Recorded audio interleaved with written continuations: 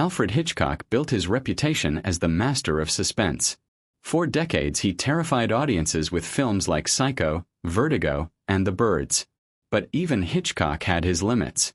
Throughout his career he watched hundreds of films from around the world, and a few of them disturbed him so deeply that they changed the way he thought about fear on screen. Some impressed him so much he studied them obsessively. One he watched several times in a single week trying to understand how it worked. And one was so disturbing that he turned off the projector halfway through and refused to finish it. Here are 7 films that shocked, inspired, and sometimes unsettled the master of suspense himself.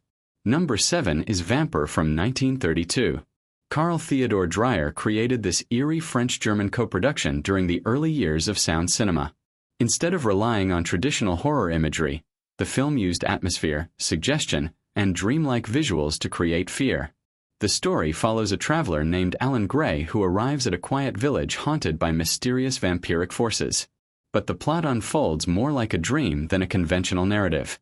Characters appear without explanation, dialogue is minimal, and events feel slightly disconnected from reality.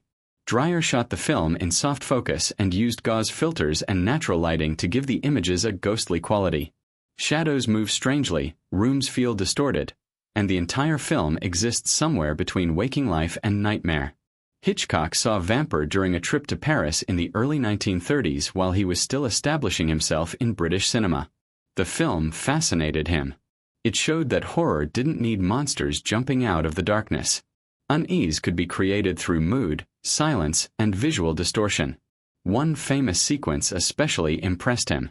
Alan Gray dreams he is trapped inside a coffin while it is carried to his grave.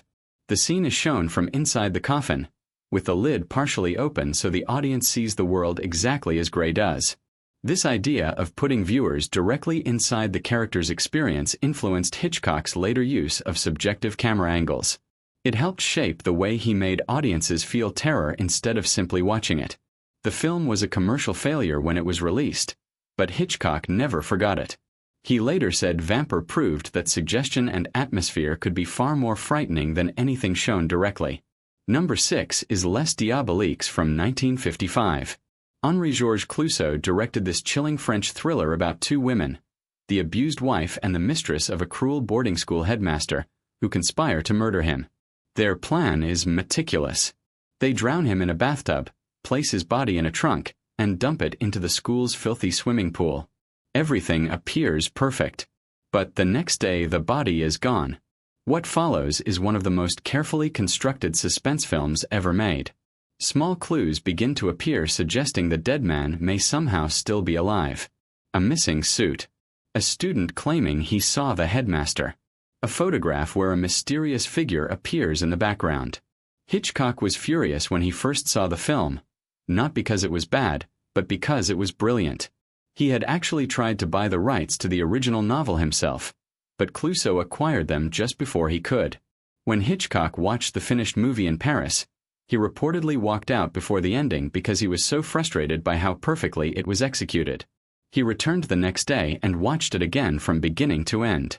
Later he admitted that if he had directed Les Diaboliques, his entire career might have taken a different direction. The film represented, in his words, the absolute peak of suspense storytelling. Its shocking final twist, kept secret by audiences for decades, was so powerful that Hitchcock later tried to surpass it with the famous shower scene in Psycho. Number 5 is Peeping Tom from 1960. Directed by Michael Powell, this film was so controversial when it premiered that it destroyed Powell's career for years. The story centers on Mark Lewis, a quiet film studio technician who secretly murders women while filming their deaths with a specially modified camera. His victims are forced to watch their own terror reflected in a mirror attached to the device. What made the film so disturbing was its central idea. The camera itself becomes a weapon.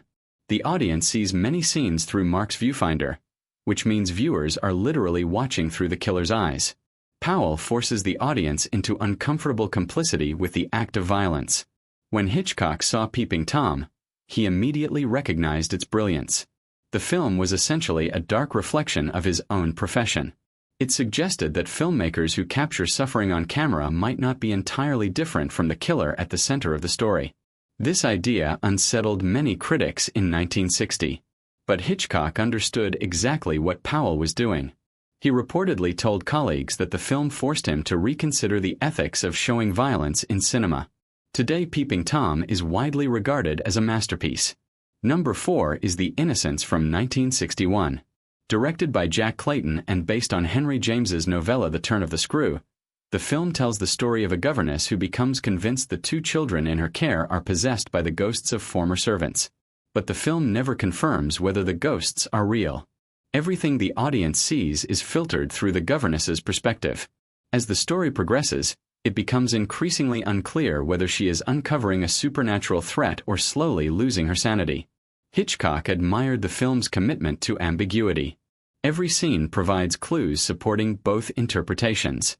Deborah Kerr's performance as the governess is crucial to this effect. She plays the character with absolute certainty, which means she could be either a heroic protector or a dangerous fanatic.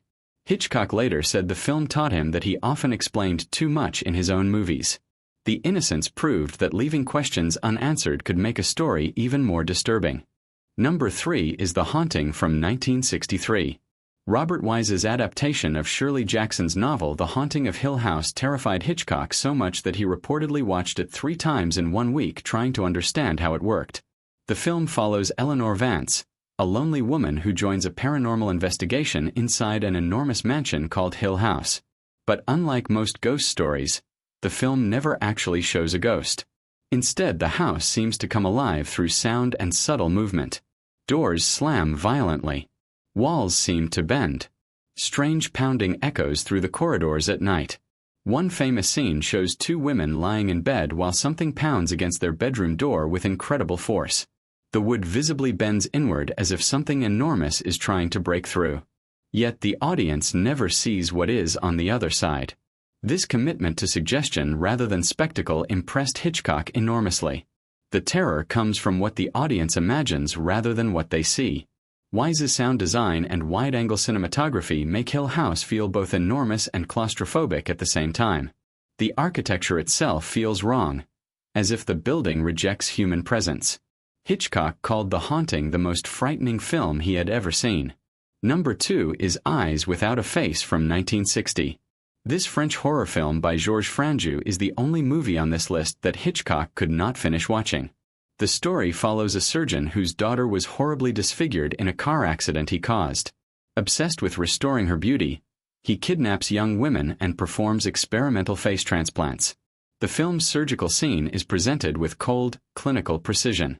The camera calmly observes as a victim's face is removed with scalpel and scissors. According to Hitchcock's wife Alma, the director made it about halfway through the film before stopping the projector and walking out of the room. He reportedly said the movie was simply too much for him to watch.